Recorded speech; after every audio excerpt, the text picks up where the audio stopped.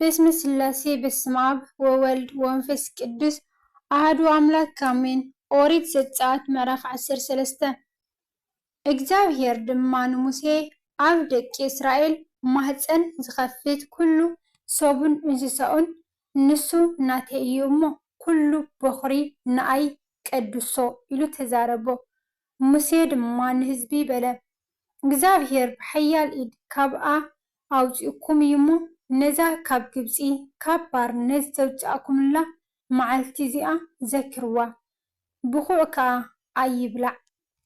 ንስኻትኩም ብወርሒ ኣቢብ ሎሚ ትወፅኡ ኢኹም።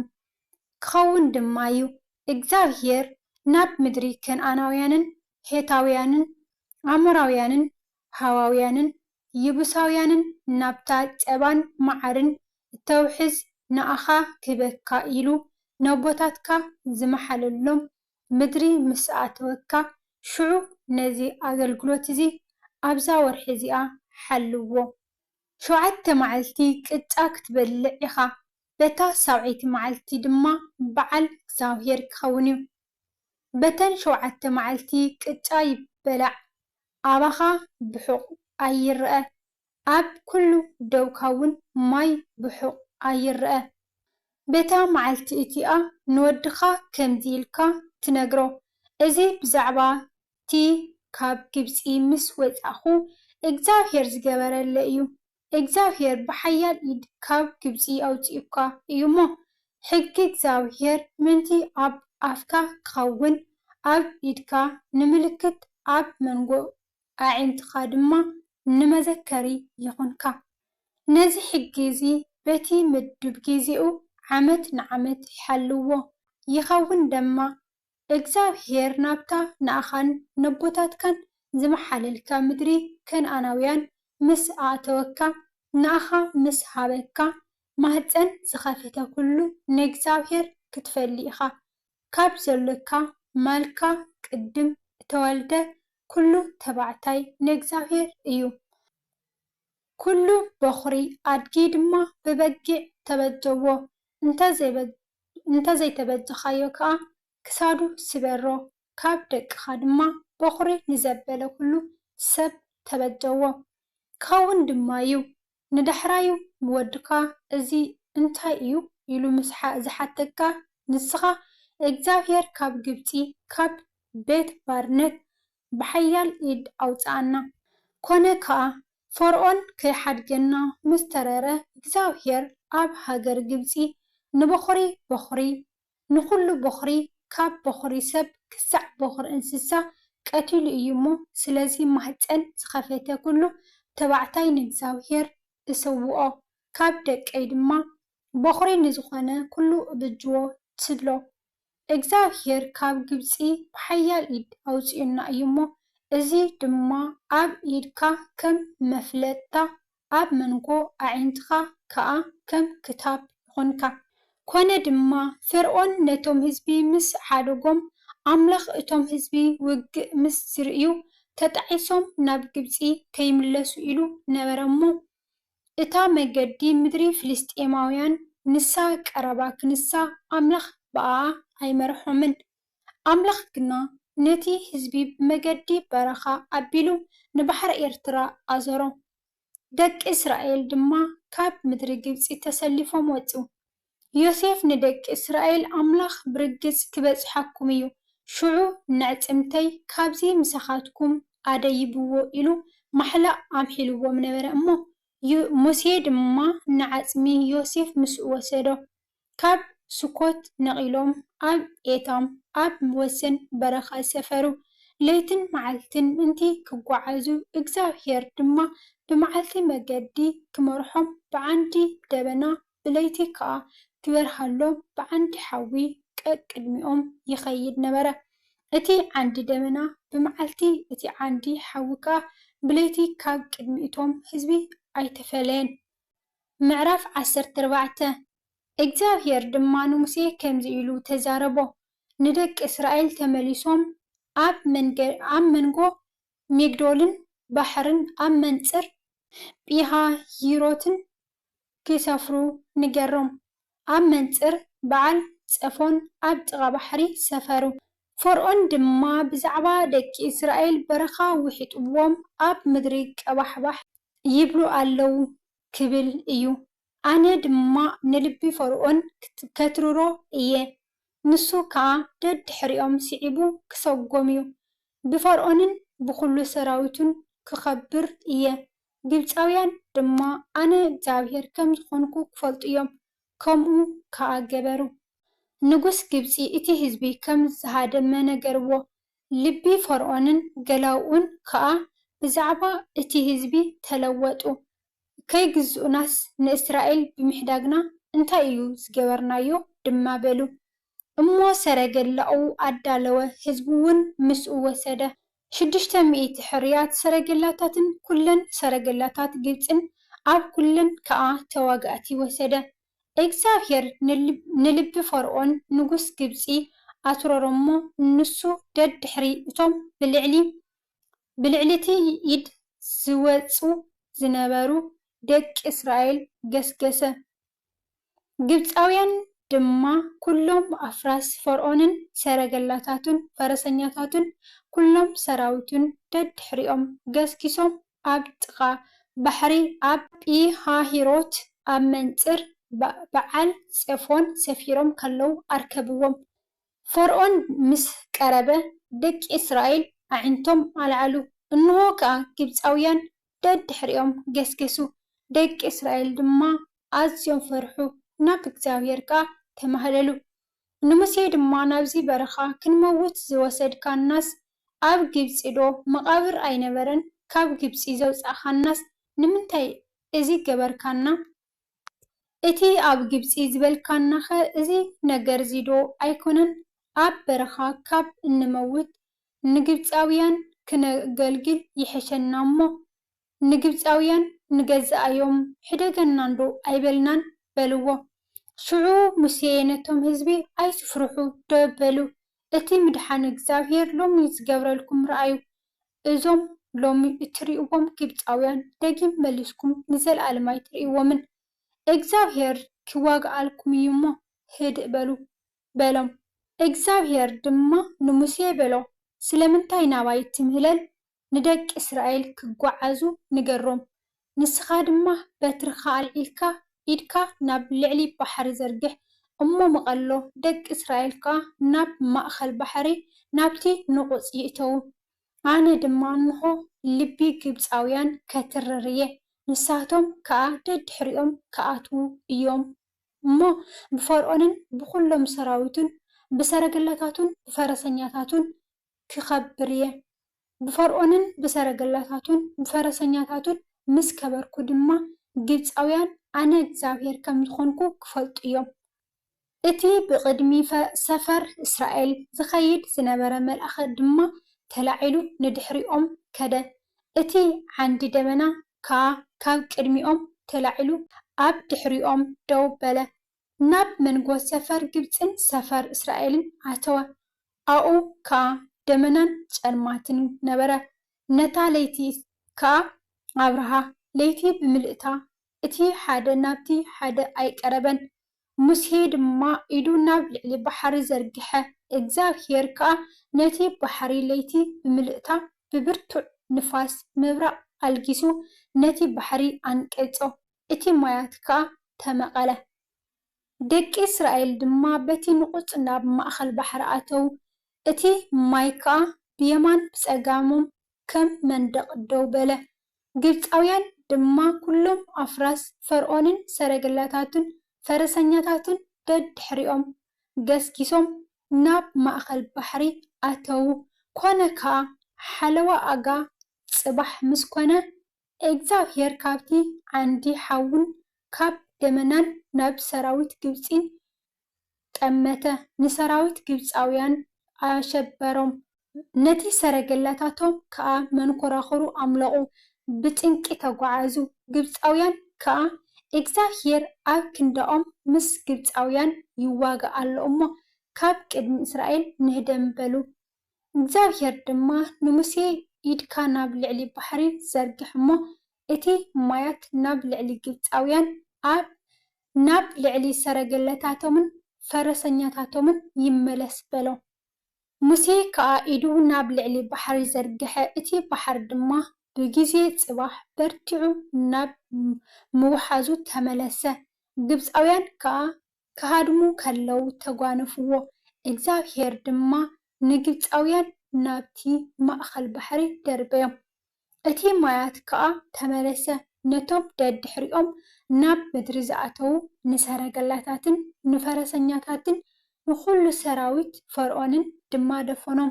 ካባታቶም ሓደ እኳ ኣይተረፈን። ደቂ እስራኤል ግና ኣብ ማእኸል ባሕሪ ብንቑፅ ከዱ። እቲ ማያት ከዓ ብየማነ ፀጋሞም ከም መንደቕ ኮነሎም። ከምኡ እግዚኣብሔር በታ መዓልቲ እቲኣ ንእስራኤል ካብ ኢድ ግብፃውያን ኣድሓኖም። እስራኤል ድማ ሙታት ግብፃውያን ኣብ ገምገም ባሕሪ ረኣየ። እስራኤል እታ እግዚኣብሔር ኣብ ግብፃውያን ዝገበራ ዓባይ ኢድ ረኣየ እሞ እቶም ህዝቢ ንእግዚኣብሔር ፈርሑ። ብእግዚኣብሔር ብባሪኡ ሙሴን ድማ ኣመኑ። ምዕራፍ 15 ሽዑ ሙሴን ደቂ እስራኤልን እዚ መዝሙር እዚ ንእግዚኣብሔር ከምዚ ኢሎም ዘመሩሉ።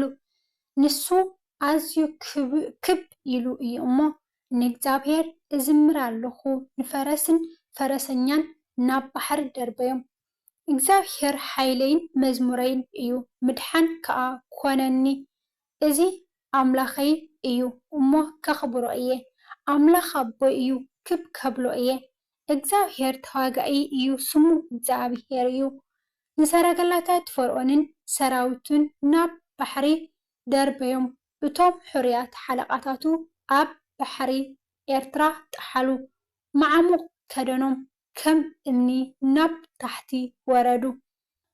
ጎይታይ የማነይትኻ ብሓይላ ከበረት፣ ጎይታይ የማነይትኻ ንጸላኢ ቀጥቀጠቶ። ብዕቤት ግርማኻ ንዝተንስኡኻ ጨፍለቕካዮም። ቁጣዕኻ ሰደድካ ከም ሓሰር በልዓቶም። ብትንፋስ ኣፍንጫኻ ማያት ተኸመሩ። ወሓዝቲ ከዓ ከም ኩምራ ደው በሉ። ማያት ማዕሙቕ ድማ ኣብ ማእኸል ባሕሪ ረግኡ። እቲ ጸላኢ ከዓ ገስጊሰ ከርክቦም እየ። ምርኮ ክመቅል እየ። ነፍሰይ ከዓ ብኦም ትጸግብ። ሰይፈይ እመልሕ፣ ኢደይ ድማ ተጥፍኦም በለ። ብንፋስካ ኣንፈስካ ባሕሪ ድማ ኣጐልበቦም። ከም ዓረር ኣብ ብርቱዕ ማያት ጠሓሉ። ወእግዚኣብሔር ኣብ መንጎ ኣማልኽቲ ከማኻ ዝበለ መን እዩ? ብምስጋና እትፍራሕ ገባር ተኣምራት ብቅድስናኸ ከማኻ ዝበለ መን እዩ? የማነይትኻ ዘርጋሕኻ ምድሪ ወሓጠቶም። ነቲ እተበጀኻዮ ህዝቢ ብምሕረትካ መራሕኻ። ብሓይልኻ ናብ ቅዱስ ማሕደርካ መራሕኻዮም። ህዝብታት ሰሚዖም ተንበድበዱ። ኣብ ፍልስጥኤም ዝነብሩ ጭንቀት ሓዞም። ሽዑ ሓላቑ ኤዶም ተሸበሩ። ነቶም ሓያላት ሞዓብ ራዕዲ ሓዞም። ኣብ ከነዓን ዝነብሩ ኩሎም መኸኹ። ኦ እግዚኣብሔር ህዝብኻ ክሳዕ ዝሓልፍ እቲ ዘጥረኻዮ ህዝቢ ክሳዕ ዝሓልፍ ስንባድን ፍርሓትን ወደቖም። ብሓይሊ ቅልጽምካ ከዓ ከም እምኒ ትም ይብሉ። ኦ እግዚኣብሔር ናብታ ንማሕደርካ ዝገበርካያ ቦታ ጎይታይ ናብቲ ኣእዳውካ ዘዳለዋኦ መቕደስ ኣብ ከረን ርስትኻ ተእትዎም ትተኽሎምን። እግዚኣብሔር ንወርትግ ንዘለዓለም ይነግስ። ኣፍራስ ፈርዖን ምስ ሰረገላታቱን ፈረሰኛታቱን ናብ ባሕሪ ኣተወ። እግዚኣብሔር ድማ ነቲ ማያት ባሕሪ ናብ ልዕሊኦም መለሶ። ደቂ እስራኤል ግና ብማእኸል ባሕሪ ብንቑፅ ሓለፉ። ነቢት ማርያም ሓብቲ ኣሮን ከዓ ከበሮ ብኢዳ ወሰደት። ኩለን ኣንስቲ ድማ ብኸበሮን ብሳዕስዒትን ደድሕሪኣ ወፃ። ማርያም ከዓ መለሰትሎም፣ ንሱ ኣዝዩ ክብ ዝበለ እዩ፣ ንፈረስን ፈረሰኛን ናብ ባሕሪ ደርቢዩ እዩ እሞ ንእግዚኣብሔር ዘምሩሉ። ሙሴ ድማ ንእስራኤል ካብ ባሕሪ ኤርትራ ኣንቀሎም። ናብ በረኻ ሹር ወፁ። 3 መዓልቲ ኣብ በረኻ ከዱ፣ ማይ ከዓ ኣይረኸቡን። ናብ ማራ ድማ መፁ ማይ ማራ መሪር ነበረ እሞ ክሰትይዎ ኣይከኣሉን። ብዛዕባ እዚ ስማ ማራ ተባሃለት። እቶም ህዝቢ ከዓ ንሙሴ እንታይ ክንሰቲ ኢና ኢሎም ኣጉረምረሙሉ። ንሱ ከዓ ናብ እግዚኣብሔር ተማህለለ። እግዚኣብሔር ድማ ሓንቲ ኦም ኣርኣዮ ናብቲ ማይ ደርበያ፣ እቲ ማይ ከዓ መቐረ። ኣብኡ ሕግን ስርዓትን ገበረሎም፣ ኣብኡ ከዓ ፈተኖም። በለ ድማ ድምፂ እግዚኣብሔር ኣምላኽካ ተጠንቂቕካ እንተሰማዕኻ እቲ ኣብ ዓይኑ ቅኑዕ ዝኾነ ከዓ እንተገበርካ ንትእዛዛቱ እውን ፅን እንተበልካ ኩሉ ሕጋጋቱ ድማ እንተሓለኻ ኣነ እግዚኣብሔር ፈዋሲኻ እየ እሞ እቲ ናብ ግብፃውያን ሰደድክዎ ሕማም ኣይሰደልካን እየ። ናብ ኤሊም ድማ መፁ። ኣብኣ 12 ዓይኒ ማይን 70 ኦም ተምርን ነበረ። ኣብኡ ከዓ ኣብ ጥቓ ማይ ሰፈሩ። ምዕራፍ 16 ኩሎም ኣኼባ ደቂ እስራኤል ድማ ካብ ኤሊም ነቒሎም ካብ ምድሪ ግብፂ ምስ ወፁ ኣብ ካልአይቲ ወርሒ ኣብ መበል 15 መዓልቲ ኣብ መንጎ ኤሊምን ሲናን ናብ ዘላ በረኻ ሲን መፁ። ኩሎም ኣኼባ ደቂ እስራኤል ድማ ኣብቲ በረኻን ንሙሴን ንኣሮንን ኣጉረምረሙሎም። ደቂ እስራኤል ከዓ እቲ ኣብ ጥቓ ቁራዕ ስጋ ኮፍ ኢልና እንጌራ ክሳዕ እንፀግብ ክንበልዕ ከለና ብኢድ እግዚኣብሔር ኣብ ምድሪ ግብፂ እንተንመውት መን ማሃበና? ንስኻትኩም ነዚ ኩሉ ኣኼባ ብጥሜት ክትቀትሉ ናብ በረኻ ኣውፃእኹምና በልዎም። ሽዑ እግዚኣብሔር ንሙሴ በሎም፣ እንሆ ኣነ ካብ ሰማይ እንጌራ ከዝንመልኩም እየ። እቶም ህዝቢ ብሕገይ ዝኸዱ እንተኾኑ ወይስ እንተዘይኮኑ ምእንቲ ክፍትኖምሲ እናወፁ ነንመዓልቱ ዘድሊ ይርአዩ። ክኸውን ድማ እዩ ብሳድሰይቲ መዓልቲ ክዳለዉ ዘምፅእዎ ነቲ ነንመዓልቲ ዝረአይዎ ካዕበቱ ይኸውን። ሙሴን ኣሮንን ድማ ንኩሎም ደቂ እስራኤል እግዚኣብሔር ካብ ምድሪ ግብፂ ከም ዘውፅኣኩም ምሸት ክትፈልጡ ኢኹም። ብጉሓት ከዓ ክብሪ እግዚኣብሔር ክትርእዩ ኢኹም። እቲ ንእግዚኣብሔር ምጉርምራምኩም ሰሚዕዎ እዩ እሞ ንኣና እተጉረምርሙልናስ ንሕና እንታይ ኢና በልዎም።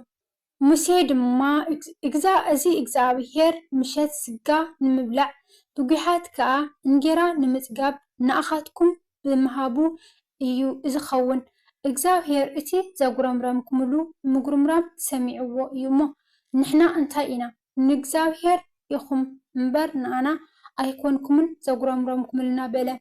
ሙሴ ድማ ንኣሮን ንኩሉ ኣኼባ ደቂ እስራኤል ምጉርምራምኩም ሰሚዑ እዩ እሞ ኣብ ቅድሚ እግዚኣብሔር ቅረቡ በሎሞ። ኮነ ከዓ ኣሮን ንብዘሎ ኣኼባ ደቂ እስራኤል ምስ ተዛረበ ንሳቶም ንበረኻ ገጾም ጠመቱ። እንሆ ከዓ ክብሪ እግዚኣብሔር ብደመና ተረኣየ። እግዚኣብሔር ድማ ንሙሴ ከምዚ ኢሉ ተዛረቦ፣ ምጉርምራም ደቂ እስራኤል ሰሚዐ እየ እሞ ምሸት ስጋ ክትበልዑ ኢኹም፣ ብጉሓት ከዓ እንጌራ ክትፀግቡ ኢኹም። ኣነ እግዚኣብሔር ኣምላኽኩም ምዃነይ ክትፈልጡ ኢኹም ኢልካ ተዛረቦም። ኮነ ከዓ ንምሸቱ ብርንሂጎታት ተላዒለን ነቲ ሰፈር ከደንኦ፣ ብጉሓት ድማ ኣብ ዙርያ እቲ ሰፈር ዛዕዛዓ ወዲቑ ነበረ። እቲ ዛዕዛዓ ምስ ዘፈፈ ከዓ እንሆ ኣብ ገጽ እቲ በረኻ ገለ ደቂቕ ከቢብ ከም ኣስሓይታ ዝምድቃቑ ኣብ ምድሪ ነበረ። ደቂ እስራኤል ድማ እዚ ምስ ረኣዩ እንታይ ምዃኑ ኣይፈለጡን እሞ እዚ እንታይ እዩ ኢሎም ነንሕድሕዶም ተሓታተቱ። ሙሴ ከዓ እዚ እግዚኣብሔር ክትበልዕዎ ዝሃበኩም እንጌራ እዩ። እቲ እግዚኣብሔር ዝኣዘዞ ነገር ድማ እዚ እዩ፣ ነፍሲ ወከፍ ንብልዑ ዝኣክል ካብኡ ይኣክብ። ከም ፍቕዲ ነፍሳትኩም ንነፍሲ ወከፍ ሓደ ጎመር ነፍሲ ወከፍ ነቶም ኣብ ድንኳኑ ዘለዉ ይውሰደሎም በሎም። ደቂ እስራኤል ድማ ከምኡ ገበሩ። ሓደ ብዙሕ ሓደ ከዓ ሒደት ኣከቡ፣ ብጎመር ድማ ሰፈርዎ። እቲ ብዙሕ ዝኣከበ ኣየትረፈን፣ እቲ ሒደት ዝኣከበ ከዓ ኣየጉደለን። ነፍሲ ወከፍ እቲ ብልዑ ዝኣክሎ ኣከበ። ሙሴ ድማ ሓደ እኳ ካብኡ ገለ ክሳዕ ንፅቢሒቱ ኣየትርፍ በሎም። ንሙሴ ግና ኣይሰምዕዎን እሞ ገለ ሰባት ካብኡ ክሳዕ ንፅቢሒቱ ኣትረፉ። ንሱ ከዓ ሓሰኸ በድበደ ድማ ሙሴ ከዓ ብኣታቶም ተናደደ። ነፍሲ ወከፍ ንግሆ ካብኡ መጠን ብልዑ ዝኣክል ይእክብ ነበረ። ፀሓይ ምስ ሞቐት ግና መኸኸ። ኮነካ በታ ሳልሰይቲ መዓልቲ ካብቲ እንጌራ ካዕበት ኣከቡ። ክልተ ጎመር ንሓደ ኩሎም ሓላቑ። እቲ ኣኼባ ድማ መፂኦም ንሙሴ ነገርዎ። ንሱ ከዓ እዚ እቲ እግዚኣብሄር ዝበሎ እዩ። ጽባሕ ክቡር ዕረፍቲ ንእግዚኣብሄር ቅድስቲ ሰንበት እያ። እትስንክትዎ ሰንክቱ፣ እተፍልሕዎ እውን ኣፍልሑ። እቲ ዝተረፈ ኩሉ ከዓ ኣንብርዎ ክሳዕ ጽባሕ ይተሓለወልኩም በሎም። ከምቲ ሙሴ ዝኣዘዞም ከዓ ንጽባሕ ኣንበርዎ። ንሱ ኣይበድበደን ኣይሓስኸን ድማ። ሙሴ ከዓ ሎሚ ናይ እግዚኣብሄር ሰንበት እያ፣ ሎሚ ኣብ መሮር ኣይትርከቡን ኢኹም እሞ ሎሚ ብልዕዎ፣ 6 መዓልቲ ኣክቡ፣ እታ 7ይቲ መዓልቲ ግና ሰንበት እያ፣ በኣ ኣይርከብን እዩ በለ። ኮነ ድማ ካብቶም ህዝቢ በታ 7ይቲ መዓልቲ ክእክቡ ወፁ፣ ኣይረኸቡን ከዓ። እግዚኣብሄር ድማ ንሙሴ ክሳዕ መዓዝ ኢኹም ትእዛዛተይን ሕጋጋተይን ምሕላው እትኣብዩ? ረኣዩ እግዚኣብሄር ሰንበት ሂብኩም እሞ ስለዚ በታ ሳልሰይቲ መዓልቲ ን2 መዓልቲ ዝኸውን እንጌራ ይህበኩም ኣሎ። ነፍሲ ወከፍ ኣብ ዘዘለዎ ይቀመጥ። በታ 7ይቲ መዓልቲ ሓደ እኳ ካብ ስፍራኡ ኣይውፃእ በሎም። እቲ ህዝቢ ከዓ በታ 7ይቲ መዓልቲ ዓረፈ። ቤት እስራኤል ድማ ስሙ መና በልዎ። ፍረ ጸቕዳ ይመስል ነበረ፣ ጻዕዳ ከዓ ነበረ። ምጥዓሙ እውን ከም ሕምባሻ ምስ መዓር ነበረ። ሙሴ ድማ በለ፣ እግዚኣብሄር እቲ ካብ ምድሪ ግብፂ ከውፅኣኩም ከለኹ ኣብ በረኻ ዝመገብኩኹም እንጌራ ምእንቲ ክርእዩስ ካብኡ ሓደ ጎመር ምልኡ፣ ንውሉድ ወለዶኹም ከዓ ይተዓቆር ኢሉ እዚ ነገር እዚ ኣዘዘ። ሙሴ ድማ ንኣሮን ኣቕሓ ኣምፂኻ ናብኡ ሓደ ጎመር ምሉእ መና ኣእቱ፣ ንውሉድ ወለዶኹም ትዕቆር ከዓ ኣብ ቅድሚ እግዚኣብሄር ኣንብሮ በሎ። ኣሮን ከዓ ከምቲ እግዚኣብሄር ንሙሴ ዝኣዘዞ ክዕቆር ኣብ ቅድሚ እቲ ምስክር ኣንበሮ። ደቂ እስራኤል ናብ ዓዲ ሃገር ሰብ ክሳዕ ዝኣትዉ 40 ዓመት መና በልዑ። ናብ ወሰን ሃገር ከነኣን ክሳዕ ዝበፅሑ መና በልዑ። ጎመር ግና 10 ኣፍ ኤፋ እዩ። ስለ ቃላቱ ናይ ቃላቱ በዓል ቤት እግዚኣብሄር ኣምላኽና ዝኸበረን ዝተመስገነን ይኹን። በረከት ረድኤት ናይ ቅዱስ ሙሴ ኣቦና ምስ ኩላትና ህዝበ ክርስቲያን ዘላለም ይጸንዕ እምበር። ወስብሐት ለእግዚአብሔር ልዑል ወለወላዲቱ ድንግል ወለመስቀሉ ክቡር አሜን።